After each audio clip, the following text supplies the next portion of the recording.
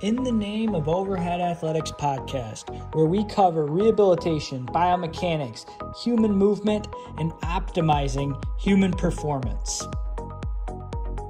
Hey, welcome back to In the Name of Overhead Athletics. I'm Max Wardell. Today, I have a very special guest. I'm joined by Dr. Ryan Croton.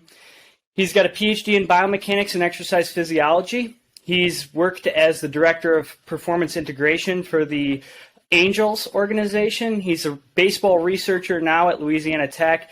He's got a plethora of certifications. He's a strength and conditioning coach and a number of other things. And currently, right now, he's actually come out recently with armcare.com, and we'll let him talk a little bit about that here in this podcast. So, along with coaching and conducting research, he's also impacting players on a personal level remotely through his application and website. Welcome to the podcast, Ryan. Thanks for having me on, Max. I really love what you do.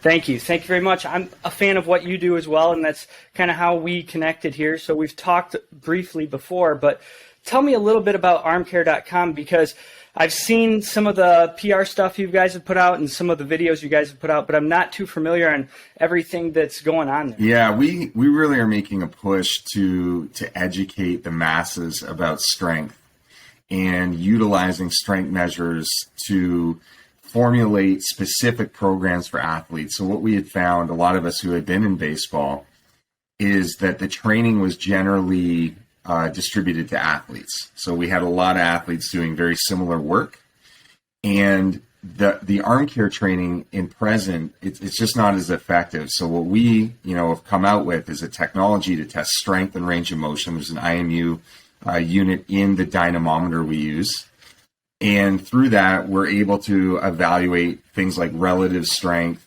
We're looking at their shoulder balance, so their external rotation to internal rotation strength ratios. We're looking at arm fatigue, so we're evaluating post-throwing strength. We're looking at a competitive blended metric called the strength velocity ratio, and we're looking at recovery scores. So we want to see how the arm comes back in a recovered state to evaluate what the athlete does during the periods between high-intensity throwing bouts. And then we have just started something called arm readiness, where we're intersecting both arm wellness data, so how the arm feels, and a very rapid test before throwing to be able to make determinations of where to change in your throwing program. So there's a lot that's out there with this technology, and it's all aimed to improve performance and to minimize injury risk, but to give coaches the ability to individualize, to give them that information. Yeah, I like that. What I've seen from your guys' stuff is that you initially started with something that was smaller. Hey, we're going to test a few things, and you've kind of added to it as it's gone along. Would that be correct? Yeah. We had to figure out, how to make the technology very easy to understand. We have some complex math in the background, but if we're looking at arm strength, arm fatigue, we're giving all these different terms that are very simple in an explanation. We needed to do this incrementally. So, when we release something, we always want to have it with an education. So these are what we call the key performance metrics. When we have new tests, we're developing new tests that are more specific to the throwing athlete, whether it's in long lever positions or we're looking, we just started a grip test that's between the index finger and the thumb, a baseball grip test.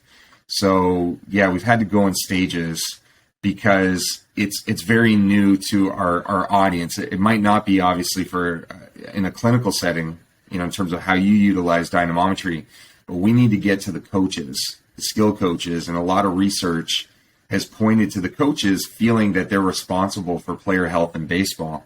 So we needed to come up with a strategy that we're not overwhelming our community. And it is a little bit overwhelming because the data is very new. It's a new analytics approach. So when you're doing this assessment, like you were saying, it's very new, and you have athletes who are unfamiliar. I know there's an educational component that goes along with here's how you make sure you do the test so there's not compensation, because that's something we always run into. Even when you're doing a test in person, some sort of strength test, is the athlete's getting better at the test, maybe not better from a physiological standpoint or an actual strength standpoint. They're just better adapted to perform that test. So how do you go about educating athletes or really educating the coaches who are going to be using the application to make sure, hey, here's how we do these assessments so we make sure we get reliable Yeah, that's a great question. So we're coming out with an arm care specialist course, and that's going to be available probably by the new year. Some people are getting some sneak peeks. I'd love to get you an opportunity to have a sneak peek at the information. And, we have to go through the procedures, created videos that are on the app. We're educating coaches on what to look for. You're right, there's a lot of things that could go wrong in the test because it's player led. The goal is to be able to have the player do this routinely, very often in the location, their own home or wherever they're going to be. And the coach just picks up the data to look at it and make the interpretation. So the coach doesn't have to be watching the athlete or taking them through. But we have a player onboarding video. So that's something we're putting together so the players understand. And we have some fail safes embedded in the application. So for instance, we have an active shoulder flexion test. So whenever the athlete has an increase in beyond 10 degrees, we alert the coach to say, ensure that the athlete did not have any compensations, because what can happen is that the athletes are going to be, potentially arching their back. The test is also done with the eyes closed. So we calibrate the device with the eyes closed, and we do our test with the eyes closed, because what we don't want to do in active tests is to have the athlete visualize where their arm is in space. That can add compensations, and we want them to inherently feel their first end range position. So, our idea was, how can we get the athletes to do this on their own? We know that there's going to be a lot more standardization doing passive testing, which we're going to be building out an opportunity to utilize the dynamometer for passive tests, where the athlete is being taken through and the scapula can be stabilized. But what we want to do is, can we create the right smoke signal by getting the athletes in consistent positions, lower radiation, meaning, when we're doing grip, we're in a half kneeling position. We're not standing, where the athlete can clinch, their glutes and their quads, and they can get a little bit more force. We're really trying to isolate it and make the test positions easier. And I think in future, when the athletes are onboarded, the coaches really understand, our fail safes are in the app, we're going to get much more consistent data. So far, we've done a really good job.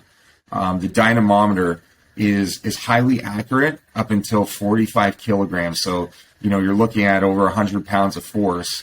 We feel very confident for the throwing arm. If an athlete is getting that high a level, if they're getting 100 pounds of force on the rotator cuff, they probably don't need our device, right? They're definitely super strong. So we feel that, even on that regard, the equipment is effective. Yeah, you've made it relatively affordable. You could go out there as an athlete, and this is an awesome investment that's not going to break the bank. And sometimes these technologies can be expensive. I mean, just from a curiosity standpoint, because somebody sent me this a long time ago and was like, hey, have you seen this? And I was like, no, but I wish I would have came up with the idea. So you've put together this package where an athlete can purchase this arm care kind of system for himself and be able to complete it on his own. And it's at an affordable price point. How are you able to kind of combine all these things and get these moving parts together with the IMU integration and everything like that? Yeah, our biggest thing was compliance. How do we have a blend of science and compliance? We don't want the athletes to feel like a lab rat. We don't want it to be time consuming. And I think the major thing that is the advantage, obviously, is the cost. We're getting a pretty good dynamometer in the hands of everybody for a very affordable rate. And the platform is subscription based, and it's not, really expensive for an individual user. It's $12 a month, but if you're through a team, it's much cheaper when there's more bulk, and there's so many options for people who want to use this. But the thing is, the compliance is the key, and our testing for just doing one arm is no more than 6 minutes. So, I can get it done in around 3 because I'm really familiar and I'm just clicking through. And I think when athletes, get to understand that, they'll be able to do a single arm. The full arm test takes about 12 minutes because you're doing both sides. But you can also bring that down to 8-9 minutes when you get really used to it, and you can flip over the dynamometer and easily transfer it to both limbs. So, for us, being able to make an effective technology that's very simple to use, we think there's going to just be a really high adoption.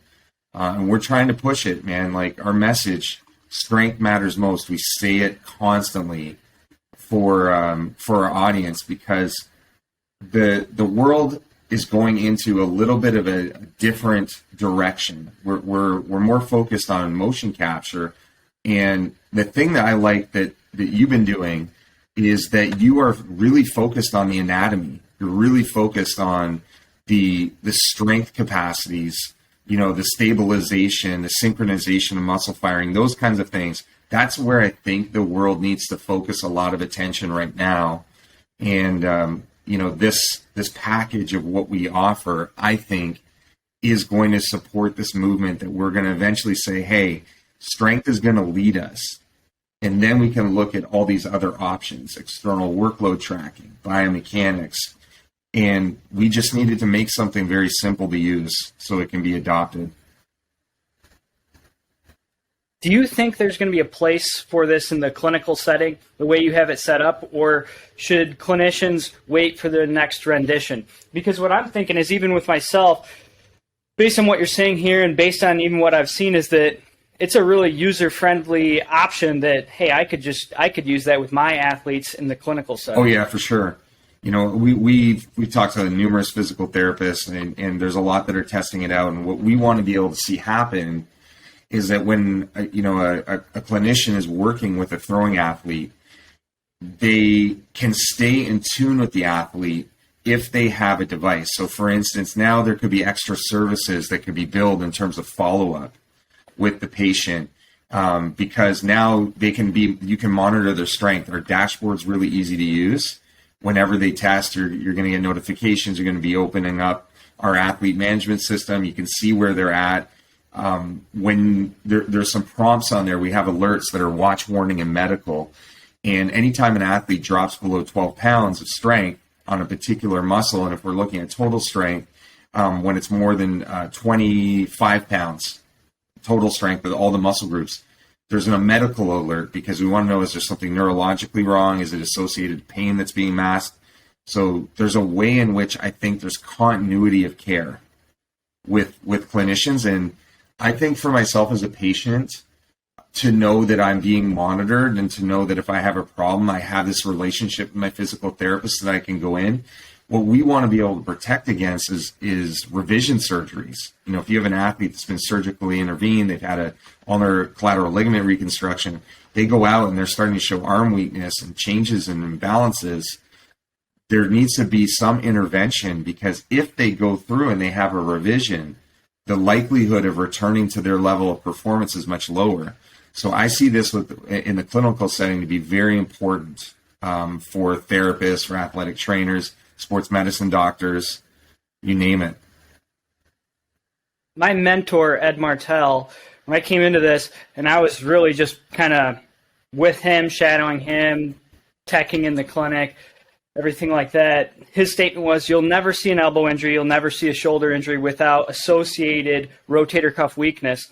He said, I've been in practice for 17 years and I haven't seen it. It's just every time you see some deficit and weakness, whether it's, hey, subscapularis was never tested previously and we can identify some weakness there, whether it's external rotator, whatever it is, there's always some sort of associated weakness that's gone along with the injury or the pathological biomechanics in the throw, which kind of brings us to an interesting point, because I know you're familiar with Franz Bosch and some of the things they're doing over there with some of the motor learning interventions and that sort of thing. And a lot of times, I think, even talking to them, a lot of times people misconstrue, excuse me, they misconstrue that we're doing these things, you need these big global movements, and you got to train the movement with specificity, which is always important. But there is a component of isolated strength training. There is a component of isolated strength testing that's very important, especially when you're dealing with a throwing athlete who goes through thousands of degrees per second in shoulder internal rotation, places huge loads on their shoulder and the rotator cuff. We do need this component of isolated, and we do need this component of global training or global movement training and that sort of thing. So how do we kind of make sense of the breakdown there? Because some people want to go so far in one direction, and obviously we've seen in the past with the bodybuilding style programs that were employed in colleges and high schools and everything like that for baseball players, we've seen the antithesis of that as well. Yeah, I mean, for our tests, you're right. They're isolated. The thing is that they're standardized. We've developed the test that we call XL and DCell. It's our primer test that we do before throwing.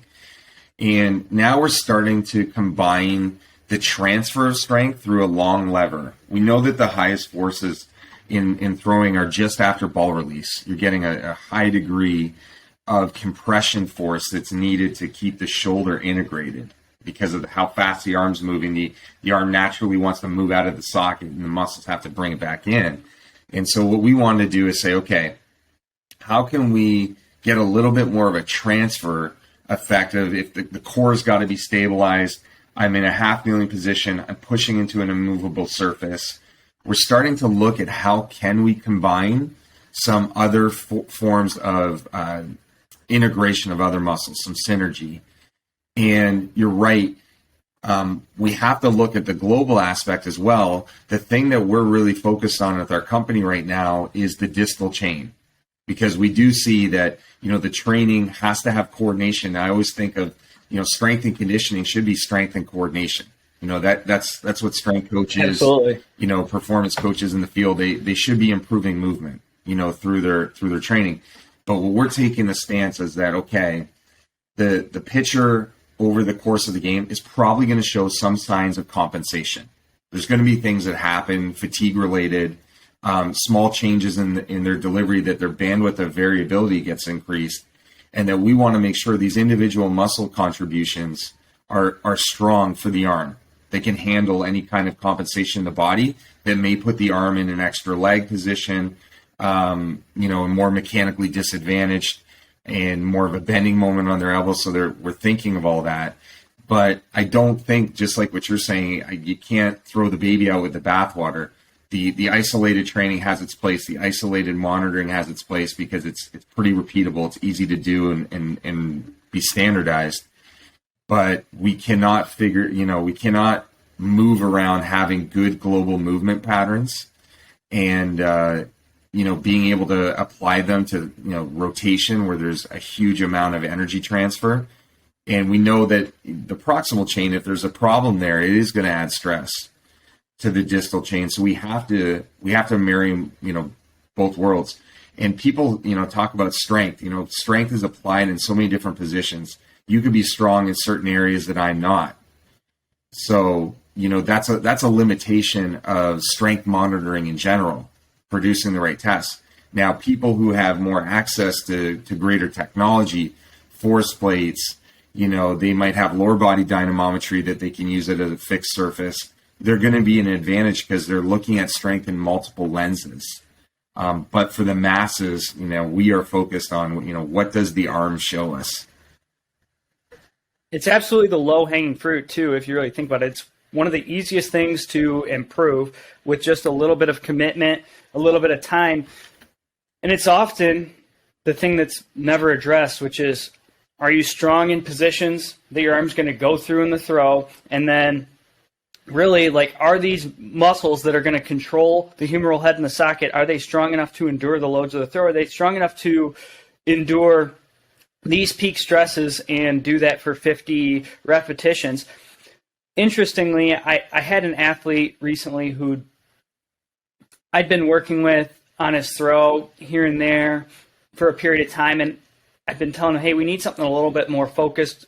We need something a little more specific. I wanted him to do physical therapy. I couldn't get him there multiple days a week, and I couldn't get him to do a home program with any sort of, I guess, diligence, like just couldn't stick to the home program.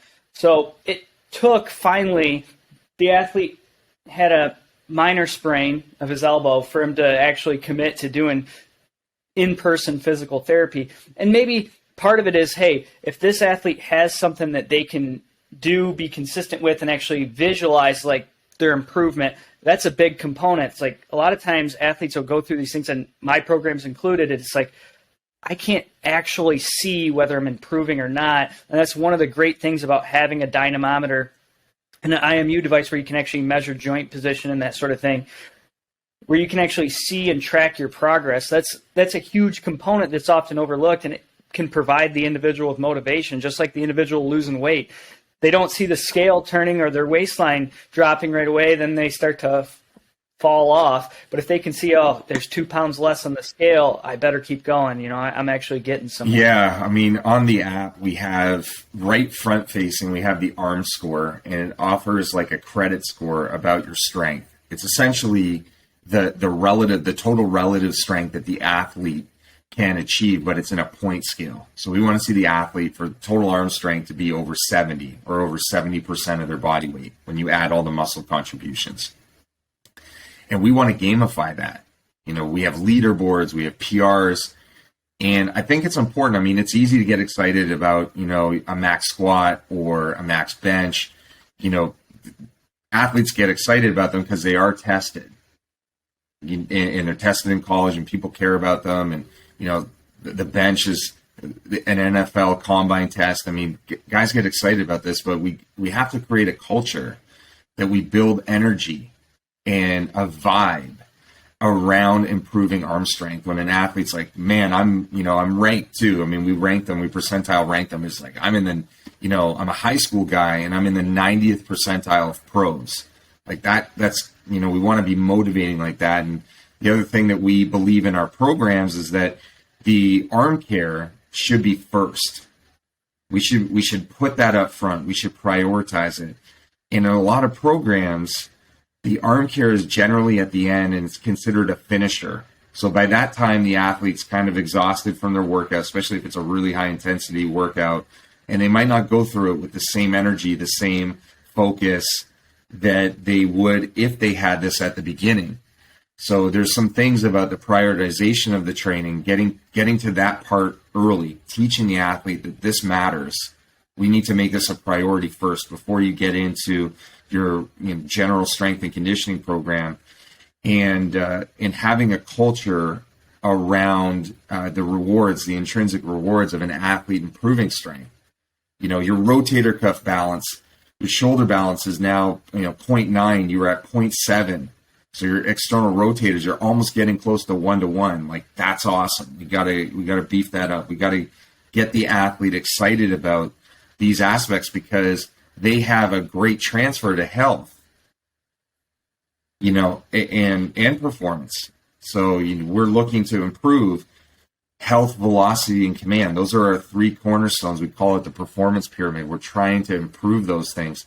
And I believe, like what you said with the athlete that you mentioned, that he wasn't diligent, and they need a motivator. Athletes need visual feedback. People like that. People like to compete. Athletes are naturally competitive, and they got to compete with themselves, and we need to give them data. Baseball's a world of data, and this is just another layer to get the athletes' juices flowing for training. Yeah, that's cool. As far as the rotator cuff ratio or the IR to ER ratio, you guys are looking for a 1-to-1 there. What's your optimal? So the range, we don't want to get a huge spread. So we want to see 0.8 to 105. So in my previous experience working with athletes, generally the rotator cuff strain guys would be having less ER. They would be below 0.8, but we wanted to bump that up. We wanted to be a little more conservative and say we want to get you at 0.85.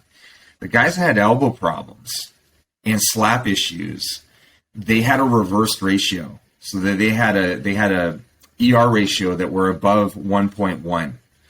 So that means their deceleration for their layback is not as strong, right? So when we lay back our arm, the internal rotators, they eccentrically contract to control the speed of the arm and to be able to get it to its isometric position and layback. And when that's weak, the bicep for a slap tear, it becomes more of a stabilizer of external rotation. And we're putting traction on the bicep and the peel back mechanism for the slap tear, that risk increases. So we want to be able to assist that stability in going into layback. The other thing is the forearm acceleration. That's what valgus stress is. It's essentially the forearm acceleration going backwards that opens up the medial elbow joint, and it gets worse when the humerus rolls forward and the forearm's still going backward. There's an instant where you have that internal rotation, then you have your varus torque closing the medial elbow, and we want to ensure that when we're mitigating, we need to mitigate the speeds. If there's an athlete that may have poor arm positioning at foot contact, but they have a very rapid rate of external rotation, we need to manage that with internal rotation torque. So I've seen a lot with the guys that have very weak internal rotators comparatively having those problems. And this is where it goes hand in hand with your kinematic training. I want to get into some of the kinematics a little bit here, because we're working on the strength of the internal rotator so they can better eccentrically control as somebody slams back into external rotation. But then you're also considering where did they start. So you have somebody like Mark Pryor, or how Steven Strasberg used to throw, where they're in a ton of internal rotation and they're slamming back super hard into external rotation, and they're basically summating that torque at the elbow. Yeah.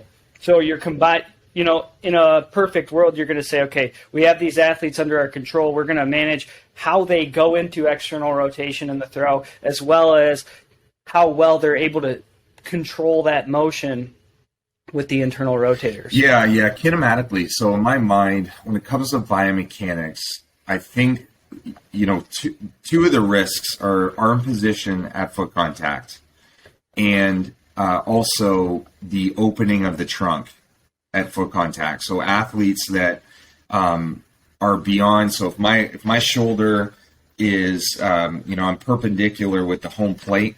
So at foot contact, if my throwing shoulder starts to open, so now I'm not closed. So if athletes don't have a degree of being closed, usually the really good athletes are closed by about 10 degrees. Some of them more. At foot contact, they're able to really create that separation and keep it closed. It gives time for the arm. So even guys that have, good timing, we know there's so many pitchers that have had Tommy John surgery. We know they can't all be in an inverted W position. There's a lot of healthy guys, guys that have great deliveries. This is why biomechanics is not on my mind more than strength. That there's a lot of guys with great mechanics that we think that end up on the injured list. But I think those two attributes is the relationship, somewhere in the relationship between the arm timing, the layback speed, and the arm position and the opening of the trunk are really important to kind of get our head around in the biomechanic world. And if we see this, if it's a difficult kinematic component to change with our athletes, whether we're improving mobility around the proximal section, we're giving them drills to feel what it's like to stabilize the trunk as the pelvis moves, we're having issues with those athletes. We need to take that biomechanical data and say, hey, this guy's arm care program has to be focused on this. If you see an athlete that their valgus loading goes up, you're using some of these biomechanical tools, or you have access to them, or they go for a screen and the data comes to you, Max, and you're looking at this and like, hey, your valgus torque has gone up by 10 newton meters. So you look mechanically and you see what's changed, but then it's we have to adjust our arm care program. This isn't happening. These worlds sometimes are not connecting. The medical world, the strength world, and the sports scientists that are looking at biomechanics, sometimes they're not connecting because this is this would be the arm care program that an organization or team wants to follow, and here's the biomechanics, and here's the normative ranges that the athletes should be in. They're not carrying over for the individual at times, where it's like we see a change in X in this particular kinetic property, what's going to be the mechanics that we might be the low dangling fruit to lower the loads for the athlete and maintain velocity, but what's going to be the arm care? I think really we got to shift to the arm care's got to change. He needs more, grip stabilization. We need to make sure his internal rotator strength is good. We have to go through that checklist. We need to make sure the rotator cuff in general is strong. Like, these are things that we need to intersect. But I do believe for people who are into biomechanics, kinematic sequence is really important to be able to focus on. And how does that relate with the speed of how the arm's moving from the point of foot contact into maximal external rotation? Those rates, you can even look at acceleration. Not a lot of people have looked at acceleration data. We've taken in velocity as a good enough measure, but looking at the rate of change in velocity in the arm could be really telling for an athlete who may be at risk, and we need to ensure our training matches that. One of the issues that I've had is, I've watched a lot of arm care training programs. I've done them myself, and the loading, the activation is a lot lower.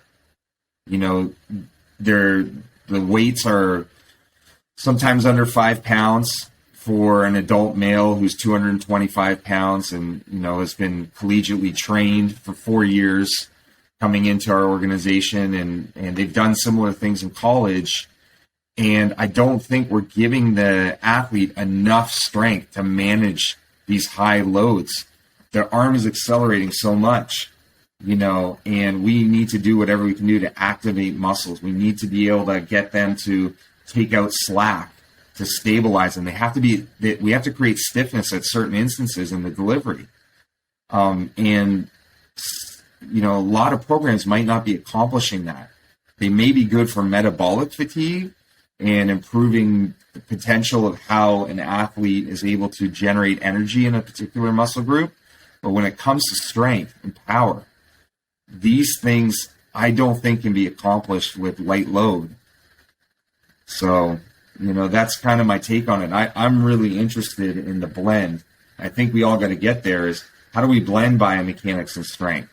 And how do we let strength lead us? Before we start making changes in mechanics, and particularly maybe arm path changes, how can we ensure that the first thing that we do is we drive up the strength component? Because if you're making arm path changes, I've been experiencing a lot in my professional career. We change an athlete the way they've thrown in season, and they end up being injured because the fatigue is different. The arm position, the coordination is different, and especially they have to kick it in high gear because they're trying to do this in games, and they may be consciously thinking about where their arm is in 3D space, and it affects the way that the arm's loaded. So, for me, it's like, let's look at strength first. Let's focus on that. If there's deficiencies there, let's get those going. And once they're in a good place strength-wise, it's like, now I have some confidence that whatever I'm going to ask the athlete to do, especially in this high moving segment, I have a little bit more confidence that they're not going to wind up having an injury, or they'll be able to sustain these positions or speeds that may have changed. I like what you're saying there.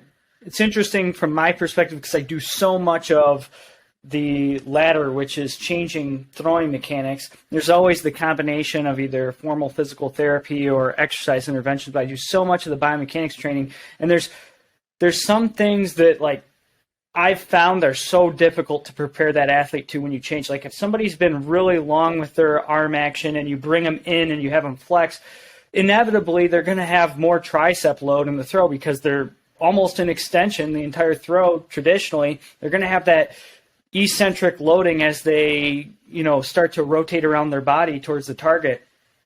And I know, like, some of these guys, I'm looking at them, it's like, we can train your tricep, but it's not going to be the same loading as what you encounter in the throw. So there's definitely some things like that I see. It's like, your tricep, it's so hard to replicate that loading, and you can do, plyometric throws with the gel ball and everything like that. But then there's other things where it's like, you can absolutely make a substantial change.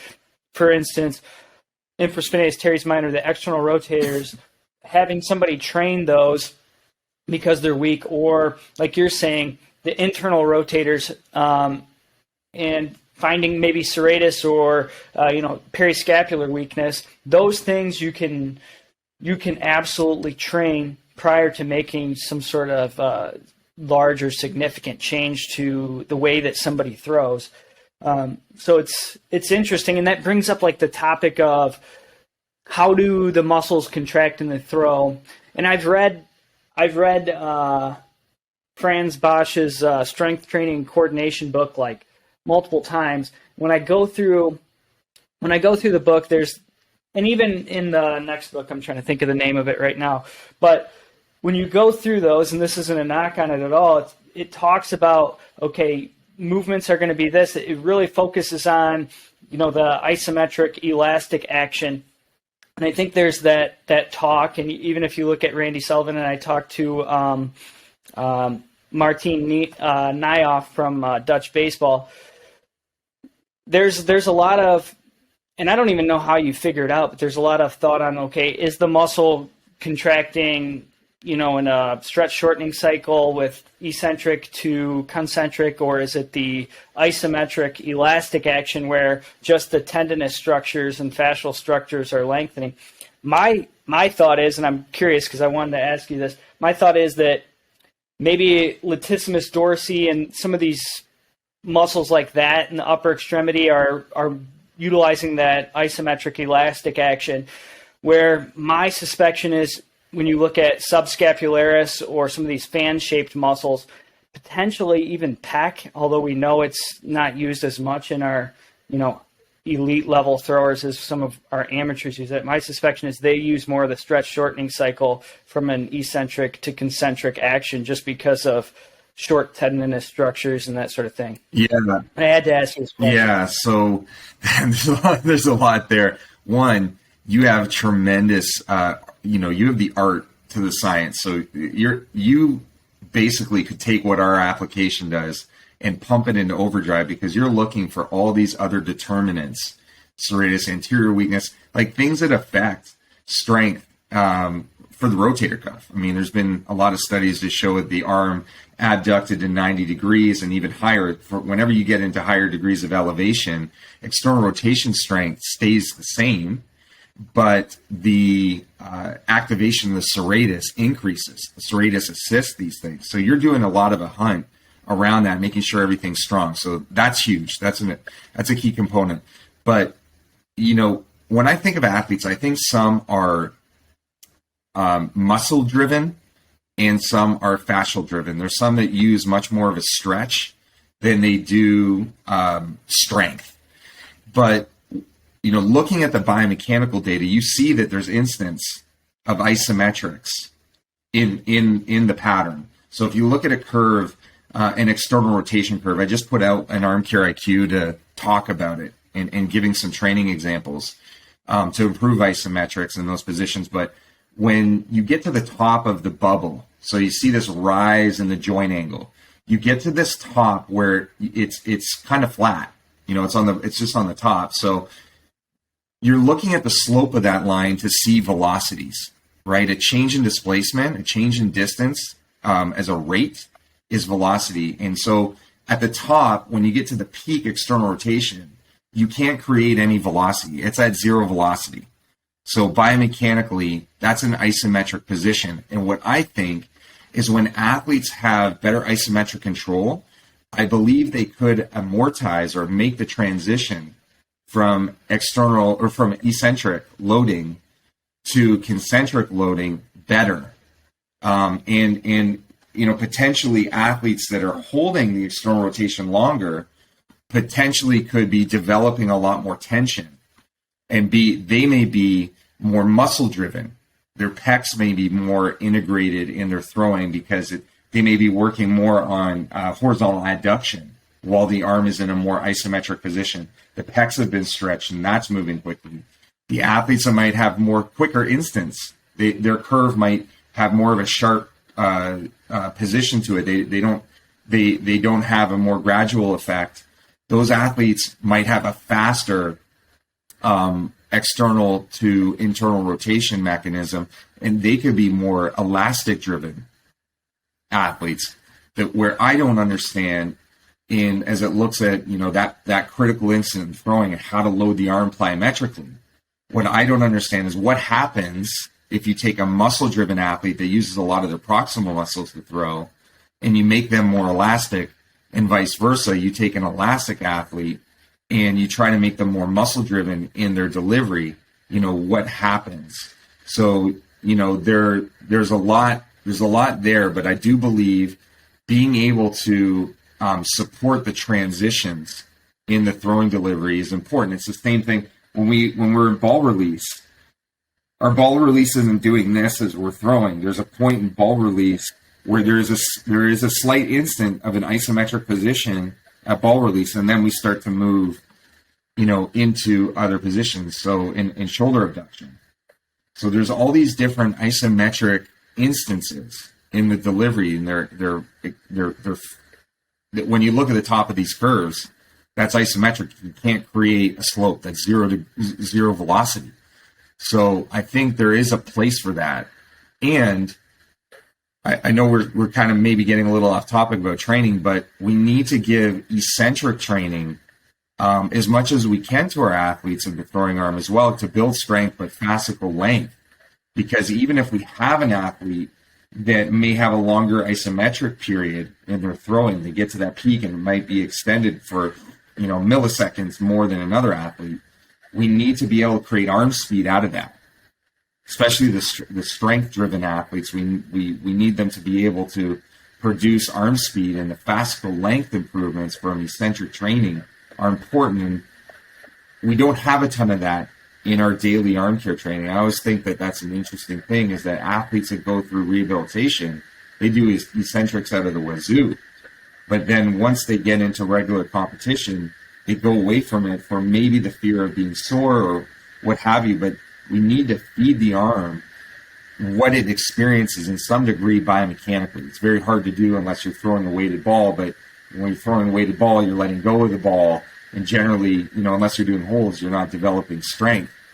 So the combination of all those things, we need to look at to blend the biomechanics, the isometric or eccentric driven training, and having high level of motor performance. Talking about the holds that you just brought up there, it's an interesting topic because I see so many injured athletes that a lot of times, and maybe, that's a great thought too as well, which is what happens when you take somebody who's more quote unquote muscle driven and you change them to become more elastic, or vice versa. And dealing with so many injured athletes, a lot of times the athletes who have failed multiple bouts of rehabilitation, or they've had 2 surgeries, and at this point it's like their last ditch thing. That's what I end up seeing often. And so when you have those athletes, there's very little room for error. A surgeon wants to put 4 anchors in their labrum, but they can throw in a certain way without pain. Maybe that's drastically different from the way they threw before, but it's to offload that structure, maybe reduce shear load in a certain direction and kind of deflect it into another direction. With those athletes, I know that a lot of time that's a great way to put it, is you're changing them from that more muscle-driven athlete who uses more horizontal adduction in the throw, and now you're kind of limiting that because of the shear stresses back and forth. So I'm kind of, I guess, without even knowing it, I'm doing that all the time just because we don't have another option. But when we look at when we look at, say, kinematics of an athlete, and maybe we see these certain markers that we want to see in a different way, or like they're not exactly where we would like them to be. Your thought is, hey, first let's work on some of these strength components, and then over time we start to integrate maybe some more movement alteration strategies. And I think it is important to note, it's like, how do you go about making that change is always the big one in my mind. Yeah, I mean, the first thing, I guess I didn't explain very well what, in my opinion, of, an athlete that's very elastic. So I think they have a very sharp rise in external rotation. They have a lot more range when you're looking at that biomechanics. And obviously from a clinical setting, you can find an athlete that's really lax from your passive tests for sure. And even in active tests, you'll see athletes that have a greater amount of range. And even when you're watching the throw, they have a lot of horizontal abduction. So their arm legs a lot behind them. They're trying to develop a lot more stretch. And so those things we need to keep in mind when we're making our change, because if we're focused on generating a lot of strength for these athletes and we're developing a little bit more stiffness, we have to continually look at length as well. So one of the things I didn't talk about is the length and strength relationship. We need to find optimums there. You can find athletes that throw at high velocities with so much, like, completely different anatomy. The arthrokinematics are different. I've seen a lot of guys, I haven't seen range of motion in professionals really predict ball velocity, which is different than, some research that has been seen in youth athletes, but what I think is we need to have this blend of looking at range of motion and strength. So for example, if you have an athlete who has a lot of laxity, they have a lot of external rotation, or they're gaining external rotation, my mind is that they need to have eccentric strength of their internal rotator cuff. They need to be able to have that to manage this added layback. It needs to be supported. We need to get them to a safe isometric position. Maybe the instance a little bit longer, that they're not creating a lot more of a bending on their arm. So we got to constantly look at all these features to give them the right training. And I didn't mention that before. We've talked a lot of strength, but we also need to evaluate their range of motion. And what happens too in weighted ball training is that a lot of the evidence has shown that there's not a strength improvement with weighted balls unless they're holds. If they're doing holds, that happens. But we do know there's definitely a length change. So there was one study that was done a little while ago that actually had injured athletes in the study. They got injured doing the study, which I've never seen before. I've never ever read a study that had indicated there was an injury in the study. But there were two of them that had pretty severe injuries. And I think what happened there is that the athlete became more elastic. So their elasticity had gone up. They're getting greater range of motion. Their arm can crank back more. But the control group who didn't use the weighted ball, which was interesting, their strength improved. Their shoulder strength improved. And that was statistically significant. But the weighted ball group, there was no change in strength from pre to post intervention. So what concerns me is that if we're not evaluating athletes, we're not doing this, we're taking athletes, we're categorizing is this a really strength-driven athlete, doesn't have a lot of mobility, kind of lax, or not lax, versus a lax athlete, and, both of them may be having gains. We need to figure out where is strength at to match these changes. I think there's always a dance between mobility and stability. And when pendulums swing, too far in one direction or another, exposes the athlete to risk. It does. Absolutely. Interesting point there, which is, I was going to go into this before and then I lost my train of thought. The holds is something that's implemented in some of the weighted ball programs, and they have shown that rotator cuff strength and some other metrics may change and improve a little bit with the holds, but the holds maybe not as specific as everybody once thought to the throwing motion, because you don't go through the same amount of external rotation, and maybe the arm path is slightly different in other things.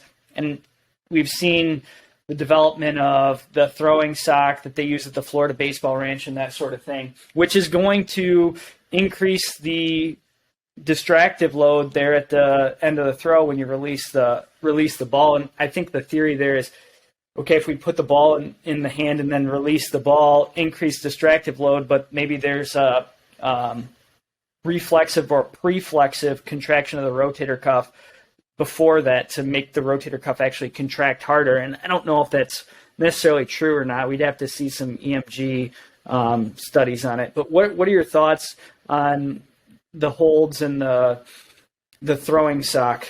You know what, personally, I love them.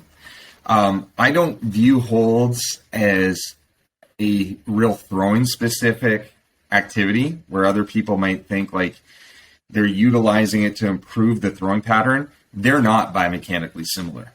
You know, you're thinking at the instant of ball release, your mind is saying, I'm not releasing the ball.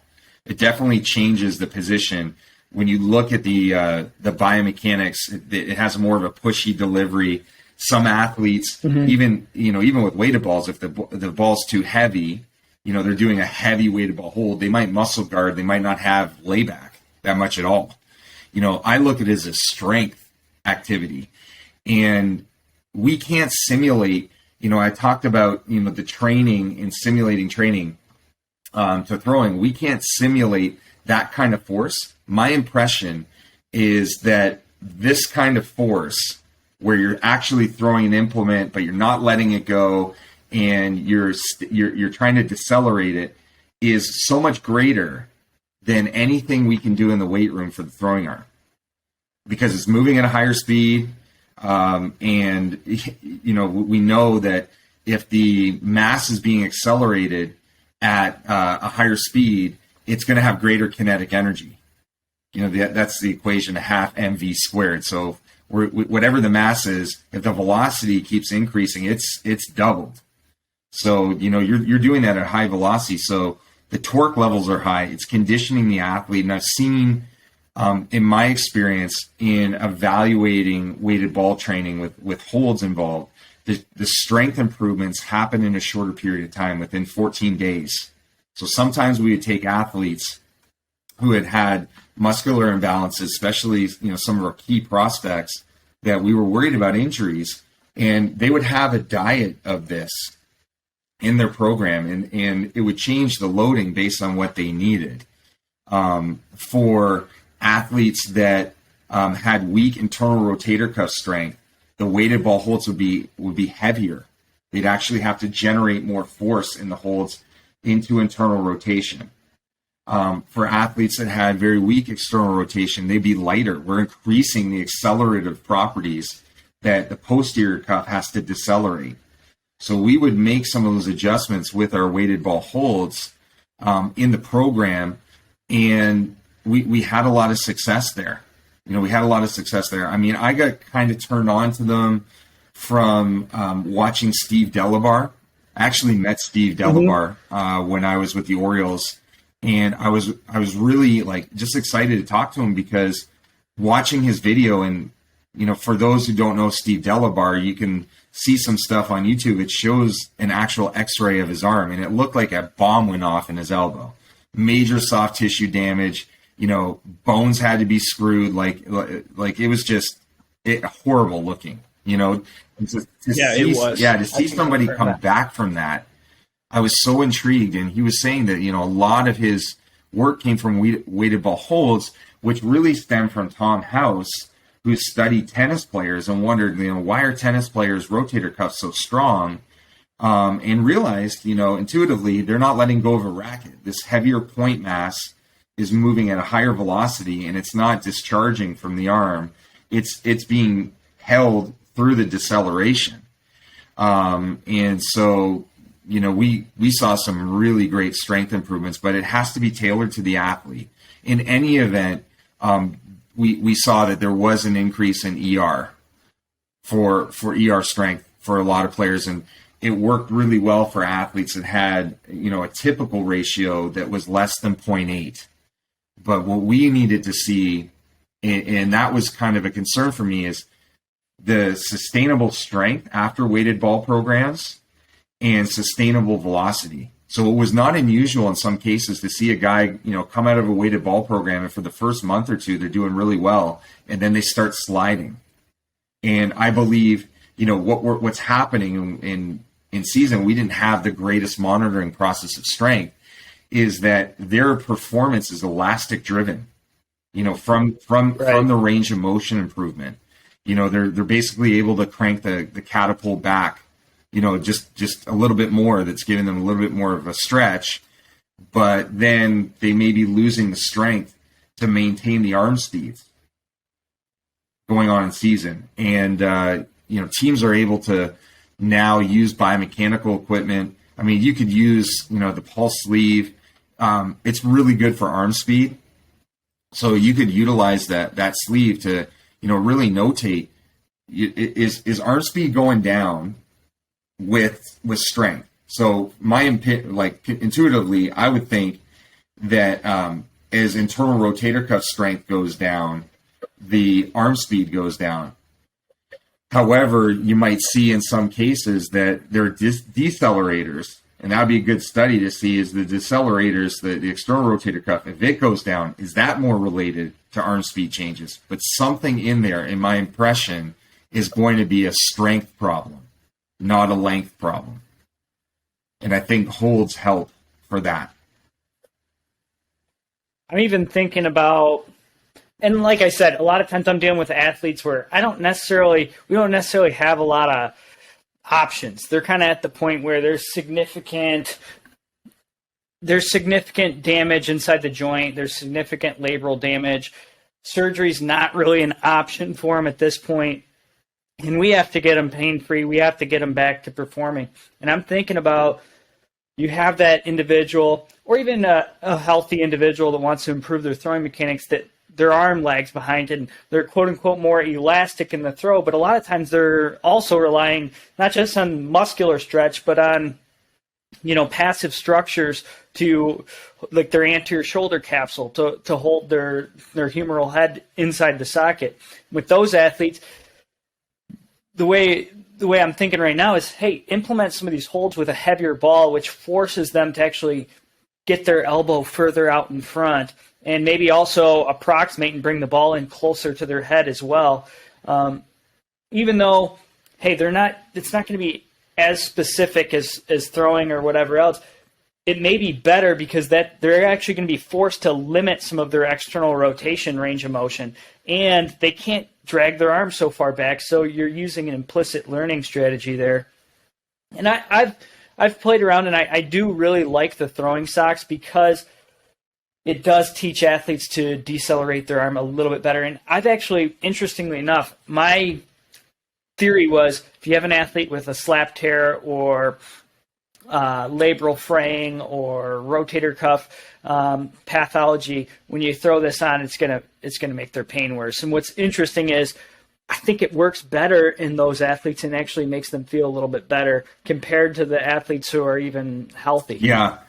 Yeah, because I think there's this psychological muscle guarding that you're not letting it go. So there's something in there that, I mean, it would be cool to see a study too, an EMG study, the differences between weighted balls being let go versus the holds, to actually see how the recruitment pattern, like how early these things might co-contract, the timing of them. Obviously, the isometric period for weighted ball holds is going to be a lot longer because there's probably going to be guarding. And I think for those kind of hyper mobile athletes, it's a good option. They're stabilizing the joint, they're co-contracting, it's probably centered a lot longer. And I'd be super excited to be able to evaluate this in my research world, because I do think there is a huge benefit there, maybe with these hyperelastic athletes. And the thing is, in our weighted ball programs, if there's some involvement of this, maybe we get the velocity improvement without such a huge length aspect where the range of motion might be more stabilized. I thought about that too. It's like, and maybe they don't lose the speed in the middle of the year, or, after 2 months after they stop kind of the intensive weighted ball program, which is what we see all the time. It's like, I was throwing 89 this winter, and now I'm throwing, 84 or 85, and it's like, but you're not doing the same training program anymore. Right. We have a ratio called the strength velocity ratio. and it's basically the total arm strength to the maximum speed. So we use this as a barometer for the quality of a weighted ball program, but also the eligibility of a weighted ball program. Basically, if the athlete throws 93 miles an hour, but their ratio of strength is less than 1.6, that means their strength isn't 60% more in pounds versus miles per hour, we don't really recommend a weighted ball program, because what can happen if the program isn't very good in training is that the ratio keeps plummeting. They keep gaining velocity, and they're already throwing at high velocity, but their strength is down. And we know from biomechanics that an increase in 1 miles per hour of speed can increase the load on the arm by 1 unit, 1 Newton meter. It's pretty close. And so we need to ensure that strength is matched. And I think, integrating the weighted ball holds manages the layback. That's probably one of the risk factors, the layback without the strength, because you're boosting strength, and probably keeps maintaining or improving that strength velocity ratio to be above 1.6. So, I see that in the future of, really testing. How can we make our weighted ball programs effective to improve strength, not just range of motion, in the quest of improving arm speed and velocity? And with the strength number you're using, what metric is this? Kind of a cumulative strength? So we thought of ourselves, how do we make this easy for our audience to understand whether strength is improving relative to velocity? And so we say, well, if we look at each isolated muscle group, it's not going to be as easy or as intuitive, because it's going to be more of a decimal number, because the strength isn't that high. You think of an athlete throws 90 miles an hour, but their external rotation strength is 45 pounds. You're getting a decimal all the time to think about it. We want to try to get our athletes into whole numbers. So what we've done is we're evaluating all the muscle contributions: internal rotation strength, external rotation strength, scapular strength, grip strength. We're adding them all together to come up with a summative total strength measure. A lot of athletes, what we want to get them to for absolute strength, not relative strength, but absolute strength, we want to get them to about 100 pounds. That's a goal. And relative strength, like I said, is 70% body weight. And absolute strength, just so I explain that a little bit better for the listeners, is it's better for performance. So in sports science, at least in my experience, absolute measures are so much better for performance, but for health, the relative loading, in relation to the body, relative squat strength, relative bench strength, relative strength for rotator cuff strength is much better for health, because it's related to the athlete's body size. How strong are you relative to your body? And so we use the absolute for this strength measure. So I think it's going to be a game-changing metric for people, and it's one that we got to educate. We got to get people to wrap their heads around. Is we're now blending competition measures and physiologic measures together to help guide us. Consequently, I know I talked about the athlete that might not be eligible for a weighted ball program because they have such high velocity and they're so weak. You might find the other side of things where the athlete is super strong. Their ratio is so high because their velocity is so low that you could say, okay, their strength relative to their velocity, their what their arm speed might be or their arm acceleration might be, they need this program. They need this program to improve, and you got a better chance of success with it because they're very strong. So it's going to be, I think, a real groundbreaking metric. And a lot of the weighted ball programs that are going on right now, I don't know if they're analyzing players. I don't know. I don't know if they're monitoring, strength and range of motion and, all these things. And sometimes the weighted ball programs are not observed by a coach, which concerns me. I talk to a lot of athletes, just on the youth level, 12 to 15 years old. They would much rather pay for a weighted ball program online than they would a strength program online. And even having general strength and conditioning they may not have. And that freaks me out, man, because they're doing the highest intensity training. you cannot do anything more intense force-wise than throwing. You just can't accelerate the body like that. Throwing has the highest amount of forces on the joints. Everything else, even with, you're loading the body and people worry about injuries, there are millions more throwing injuries than weight room injuries, because the accelerations are so low in the weight room. But I now get concerned that, kids are gravitating, they're seeing, there is a velocity benefit. There is. I mean, this is true. There's a velocity benefit, but there's costs associated with it. And obviously getting the most out of your program in future if we don't have a strength assessment. So we need these hinging metrics for our training programs and working with our athletes, I think, in the future. Absolutely. I look at this in maybe a light that's different than the average athlete. I did a weighted ball program as an athlete. I ended up getting injured because I didn't know what I know now, and I didn't have somebody that I guess was that had enough knowledge on maybe the biomechanics and the strength component and these other things that was taking me through the program. And I don't know if I would have got injured or not if had that happened. Who knows? You can never predict an injury exactly like that. But I think with these guys, my thought is always, all right, if you just took this program, here's the weighted ball program in a group of guys, and you said, all right, how many guys are going to improve their velocity and stay healthy? How many guys are going to improve their velocity for a short period of time and get injured? How many guys are going to stagnate and not improve in their velocity at all? And then how many guys are going to get injured pretty quickly? I don't know what those statistics are, but I can say that in my experience, if you haven't started to address some of the other components that can lead to a higher velocity before you just implement something like this, I think you're going to end up saying, I'm taking a big risk here and maybe not for any benefit, because I see the guys that come in, it's like, I did this weighted ball program for 2 years, I didn't get any velocity. And I've seen guys that said, I threw 5 miles an hour faster, but now I'm, getting Tommy John surgery, or now I've got a torn labrum. So I see those guys clinically. My first thought is, okay, let's get you as strong as we can. Let's recover the range of motion that you've lost over the years of throwing or just never really had. Maybe you don't have good hamstring length. Maybe you don't have good shoulder internal rotation. Let's get you stronger, and then let's address the way that you throw, because those are sometimes the things that can not only lead to better performance in the short term, but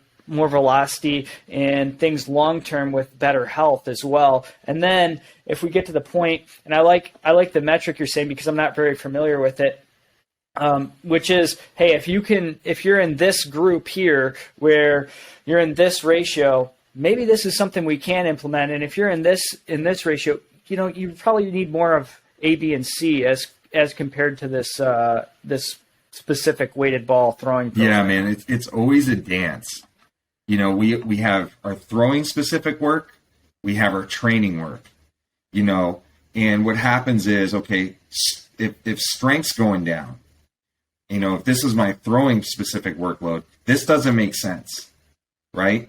This doesn't make sense. I'm altering my hands for people, who are not watching this podcast, but if my workload's going up, my hands raising, and, my throwing strength, throwing arm strength is going down, I'm starting to create a bigger gap.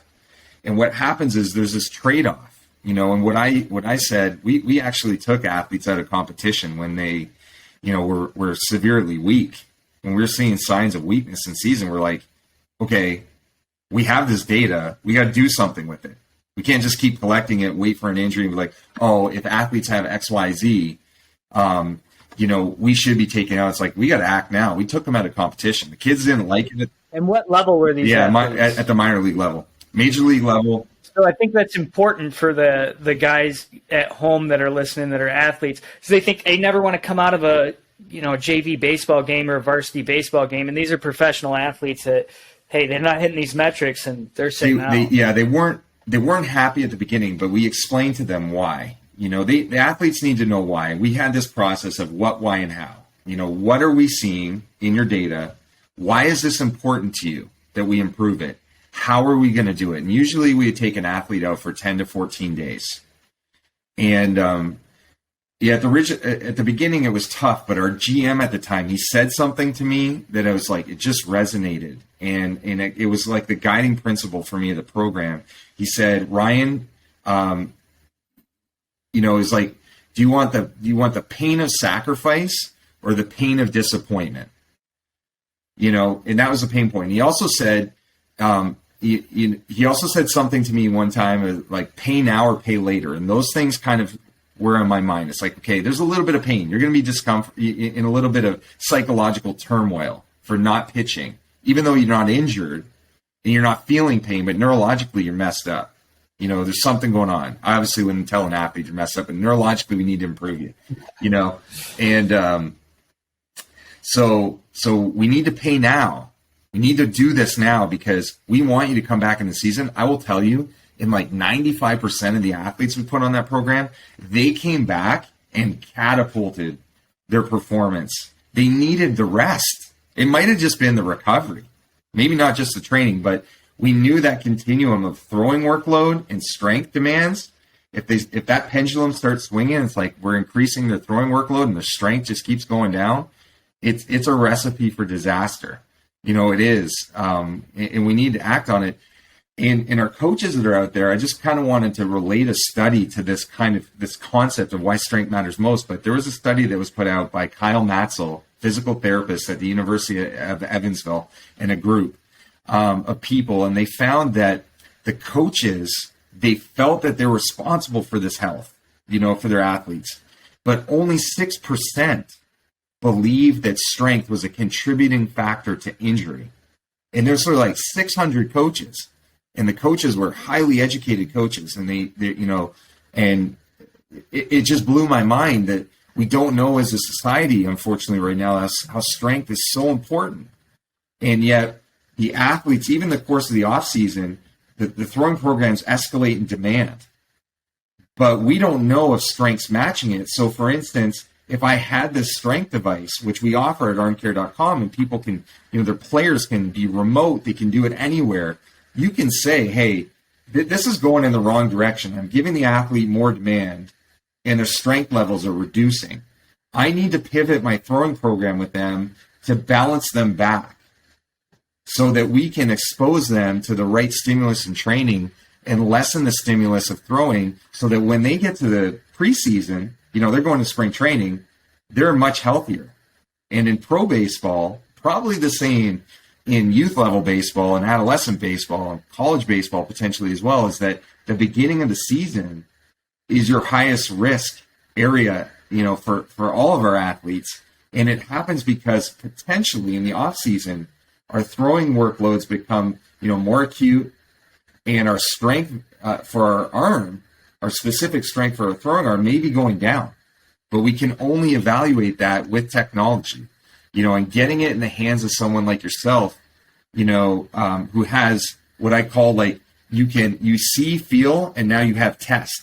You have those things together. I mean, for the coaches that have all those qualities out there, no doubt they're going to have even more success. And we're trying to get, as we go along, we're going to have people like you who definitely have a greater skill set on the clinical side, and people like me to hopefully be involved in our company in some way, or the education that we provide to teach coaches. And you're putting all this content out as well in terms of how to have this C component and this feel component, so they can put all these pieces together.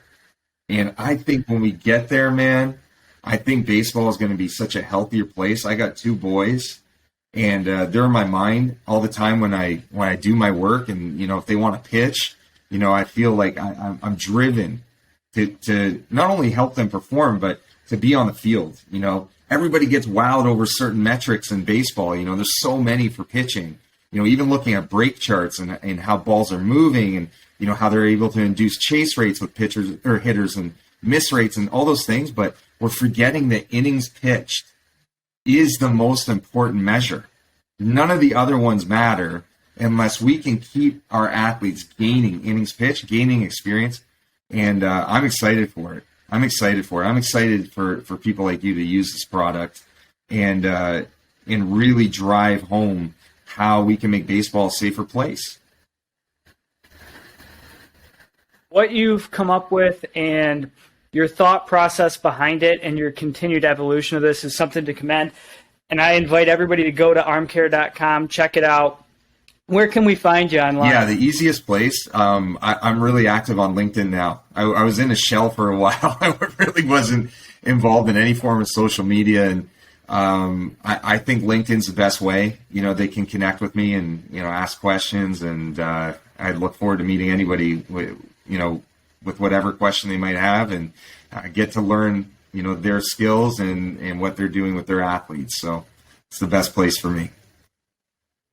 LinkedIn is an awesome platform, you guys. If you want to follow Ryan, actually, I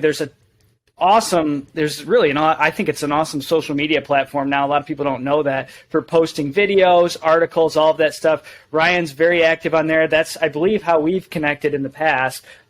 So definitely follow Dr. Ryan Croton on LinkedIn, and check out armcare.com. He's also got some great YouTube videos that are very educational. I believe that's Armcare. Is that Armcare? Yeah. Yep, Armcare. Yep. Okay. Check those out as well. Thank you very much for coming on, Doc. And this was awesome. This was fun. Yeah, thank you. I appreciate it.